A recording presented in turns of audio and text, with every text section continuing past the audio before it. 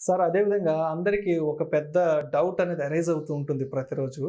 ఈ stock market పతనమైనప్పుడు so ఈ డబ్బంతా ఎక్కడికి పోతుందనే పెద్ద డౌట్ అందరికీ ఉంటుంది. సో దాని గురించి ఎక్స్ప్లెయిన్ చేయగలరు?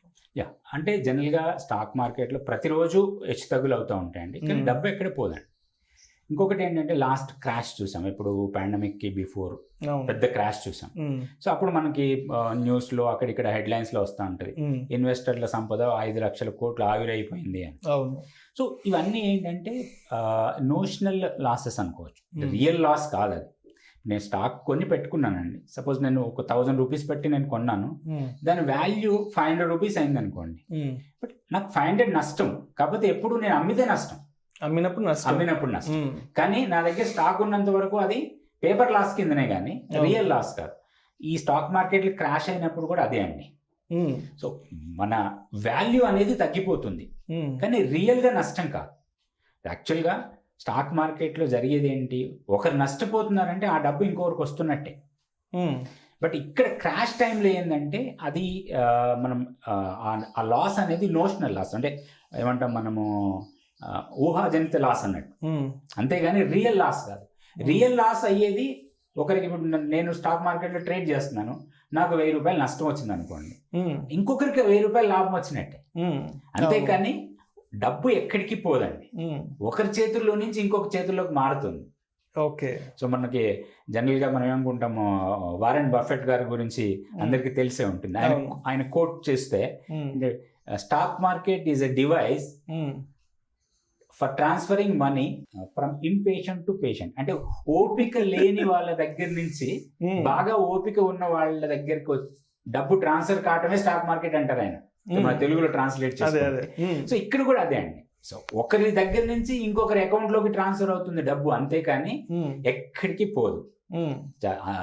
ఇంకొకటి, ఎక్స్చేంజ్ కి లేకపోతే బ్రోకర్స్ కి వాళ్ళకి వచ్చే ఫీజులు, వాళ్ళకి వచ్చే ఇది, గవర్నమెంట్కి వచ్చేది గవర్నమెంట్ ట్యాక్స్, అంతేగాని ఈ నష్టపోయే లక్షలు కానివ్వండి, కోట్లు కానివ్వండి, నాకు స్టాక్ మార్కెట్లో 5 లక్షలు లాస్ అయిందని ఎవరైనా చెప్తే ఆ 5 లక్షలు ఇంకొకరికి లాభం వచ్చినట్టే, రైట్, ఇంకా కొంతమందికి లాభం వచ్చినట్టు, అంతేగాని డబ్బు ఎక్కడికి పోదు.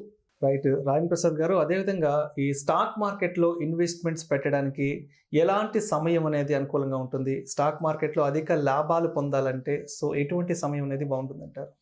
ఒకటి, స్టాక్ మార్కెట్లో టైమింగ్ అనేది ఇంపార్టెంట్ కాదని చెప్పొచ్చు అండి. ఎందుకంటే మనకి తెలియదు, మనకి మొన్న క్రాష్ అయింది, పాండమిక్ వచ్చింది, బట్ ముందుగా మనం ఊహించలేదు కదా క్రాష్. బట్ అది మంచి అనుకూలమైన టైం అని చెప్పొచ్చండి ఇన్వెస్టర్స్కి. ఇన్వెస్టర్ ప్యూర్గా ఇన్వెస్ట్ చేసేవాళ్ళు. సో ఇన్వెస్టర్కి ఎప్పుడు కూడా ఒక బ్యాడ్ న్యూస్ అనేది మంచి అనుకూలమైన టైం అని చెప్పొచ్చండి. మార్కెట్లో ఏదైనా ఒక మంచి బ్యాడ్ న్యూస్ వచ్చింది అనుకోండి, అప్పుడు మార్కెట్ తగ్గుతుంది. మనం ఇండెక్స్ పరంగా చూస్తాం, ఇండెక్స్ పరంగా 10%, 15% తగ్గింది అనుకోండి, అది మంచి అనుకూలమైన టైం అని చెప్పొచ్చు. ఎలాంటి స్టాక్స్ లో పెట్టాలి అది కూడా ఇంపార్టెంట్. సో ఎప్పుడైతే మార్కెట్ బాగా బుల్ రన్ అవుతుందో, లేకపోతే బాగా పీక్ వెళ్ళిపోతుందో, చాలా అందరూ ఇదిగా ఉంటారు చూడండి, ఆ టైంలో మన దగ్గర ఉన్న క్వాలిటీ లేని స్టాక్స్ ఏమన్నా ఉంటే వదిలించుకోవడానికి మంచి టైం అండి అది. ఓకే. అంటే ఫండమెంటల్గా బాగలేవు, నేను ఇన్వెస్టర్ని, ఈ స్టాక్ నాకు పెద్దగా పర్ఫార్మెన్స్ ఇవ్వట్లేదు లాస్ట్ 5-6 ఇయర్స్ నుంచి, అలాంటి స్టాక్ని పక్కకు పడేయటం అనేది మంచి టైం. అది ఇన్వెస్ట్ చేయడానికి ఎలాంటి టైం అంటే బ్యాడ్ న్యూస్. మీరు చూడండి, ఈ పాండమిక్ వస్తుందని ఒక 2 సంవత్సరాల ముందు తెలుసుంటే మనం ఇన్వెస్ట్ చేస్తామా? చేయం కదా. బట్ సడన్ గా వస్తాయి. ఇలాంటి సడన్ గా వచ్చిన తర్వాత మీరు చూస్తే 1 ఇయర్, ఎగ్జాక్ట్లీ 1 ఇయర్ అయిపోయింది మనకి పాండమిక్ వచ్చేసి. సో ఈ 1 ఇయర్ లో ఎంత పతనం అయిందో అంతకన్నా ఇంకా ఎక్కువ పైకి లేసింది. అవును. రైట్. ఇప్పుడు మళ్ళీ ఆల్ టైమ్ హైక్ వచ్చాం. సో ఆ పతనమైన టైం మనకి మంచి ఇన్వెస్ట్మెంట్ కి మంచి టైం అని చెప్పొచ్చు. ఇలాంటివి వస్తుంటాయండి మీకు. సైకిల్, మన జనరల్ గా స్టాక్ మార్కెట్ అనేది ఒక సైకిల్. సో హెచ్చు తగ్గులు కంటిన్యూస్ గా జరుగుతూ ఉంటాయి. సో ఏదో ఒక టైంలో మళ్ళీ ఏదో ఒక రీజన్ తోని కొంత డౌన్ అవుతుంది, బట్ ఎంత డౌన్ అవుతుందని మనం చెప్పలేం, కానీ డౌన్ అవుతుంది. అలాంటి కరెక్షన్స్ వచ్చినప్పుడు ఇన్వెస్ట్మెంట్ కి మంచి టైం అని చెప్పొచ్చు. ఇంకొకటి, చాలా మంది అడిగేది ఏంటంటే ఎలాంటి స్టాక్స్ లో ఇన్వెస్ట్ చేయాలి, ఎలాంటి స్టాక్స్ లో ఇన్వెస్ట్ చేయాలి. నేను ఇన్వెస్టర్ని, ట్రేడర్ని కాదు. ఇన్వెస్టర్గా నేను ఇన్వెస్ట్ చేయాలంటే పెద్దగా ఆలోచించాల్సిన అవసరం లేదండి. మీరు బయట మార్కెట్లోకి వెళ్ళి చూడండి, పబ్లిక్ ఏం చేస్తున్నారు, పబ్లిక్ ఏం కొంటున్నారు, పబ్లిక్ ఎక్కడ స్పెండ్ చేస్తున్నారు డబ్బుల్ని, గవర్నమెంట్ ఎక్కడ స్పెండ్ చేస్తుంది, ఇది ఆలోచించండి. ఎక్కడ డిమాండ్ ఉంది, ఇప్పుడు ఫార్మాకి బాగా డిమాండ్ ఉంది, సో ఫార్మా స్టాక్లో ఇన్వెస్ట్ చేస్తున్నా. సో ఇది ముందే యాంటిసిపేట్ చేయాలి. సో పబ్లిక్ మూవ్మెంట్ అనేది దేని మీద ఎక్కువ ఉంది అనేది మనం అంటే స్పెండింగ్ అండి, డబ్బు ఖర్చు పెట్టడం. డబ్బు ఎక్కడ ఖర్చు పెడుతున్నాం మనం. ఒక చిన్న ఎగ్జాంపుల్ అండి, డిమాట్ వచ్చింది మనకి. డిమాట్ అందరికి తెలిసిన స్టోరీ. డిమాట్ లో మీరు ఎప్పుడన్నా ఖాళీగా ఉండటం చూసారా? లేదు. కానీ డిమాట్ వచ్చిన కొత్తలో మీరు ఇది ఎస్టిమేట్ వేసి కొంచెం చూసినా, లేదా డిమాట్ వచ్చిన కొత్తలో మీరు అబ్జర్వ్ చేసినా, అప్పుడప్పుడే జనాలు రావటం, రష్ పెరగటం జరుగుతుంది. That is the best time to invest in demat కదా. ఆ షేర్ చూస్తే మనకి విపరీతంగా లాభాలు ఇచ్చింది లాస్ట్ 2-3 yearsలో.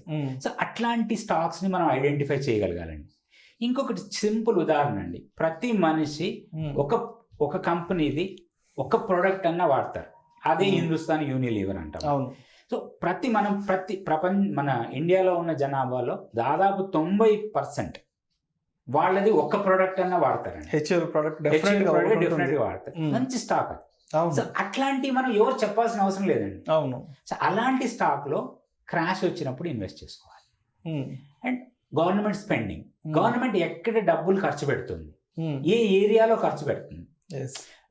మనకి ఈ సంక్షేమ పథకాలు పక్కన పెడితే క్యాపిటల్ ఎక్స్పెండిచర్ ఎక్కడ పెడుతుంది. సో దాంట్లో అంటే ఇన్ఫ్రాస్ట్రక్చర్ కావచ్చు, లేకపోతే ఈ నిర్మాణ రంగం అంటాం కదా, వీటిల్లో అలాంటి స్టాక్స్ని ఐడెంటిఫై చేసి వాటిల్లో ఇన్వెస్ట్ చేసుకోవచ్చు. సో ఇంకొకటి మనం లీజర్ అంటాం, హోటల్స్, రెస్టారెంట్స్. మీకు సింపుల్ ఎగ్జాంపుల్ అండి, ఎంతమంది పిజ్జా తింటున్నారు? సో ఆ పిజ్జా ఎవరు తయారు చేస్తున్నారు? ఆ కంపెనీలో ఇన్వెస్ట్ చేయండి. అండ్ ఈ పాండమిక్ వచ్చింది, ప్యాకేజ్ ఫుడ్ మీద చాలా మంది ఇంట్రెస్ట్ చూపిస్తున్నారు. ప్యాకేజ్ ఫుడ్ ఎవరు తయారు చేస్తున్నారు? రైట్. ఇలాంటి అవగాహన ఉండాలి ఇన్వెస్టర్ కి. ఇవన్నీ మనం పెద్దగా ఆలోచించాల్సిన అవసరం లేదు, పెద్ద ఎక్స్పర్ట్ అడ్వైస్ కూడా అక్కర్లేదు. మీరు సింపుల్ గా బయటకు వెళ్తే ఎవరు ఏం చేస్తున్నారు అబ్జర్వ్ చేయండి. ఎక్కడ జనాలు గుమిగూడుతున్నారు, ఎక్కడ డబ్బులు ఖర్చు పెడుతున్నారు, ఆ డబ్బు ఎవరికి వస్తుంది, ఆ కంపెనీ ఏది, అది దాన్ని ఐడెంటిఫై చేయండి. అప్పుడు అక్కడ ఇన్వెస్ట్ చేయండి, మీకు లాభాలు వస్తాయి ఆటోమేటిక్గా. Exactly right. Thank you Rajendra Prasad గారు, ఇవాళ మా షో కోసం మీ వాల్యుబుల్ టైంని కేటాయించి స్టాక్ మార్కెట్కి సంబంధించిన అనేక రకాల సలహాలు, సూచనలు ఇచ్చినందుకు thank you sir. Thank you అండి, థ్యాంక్ యూ సో మచ్.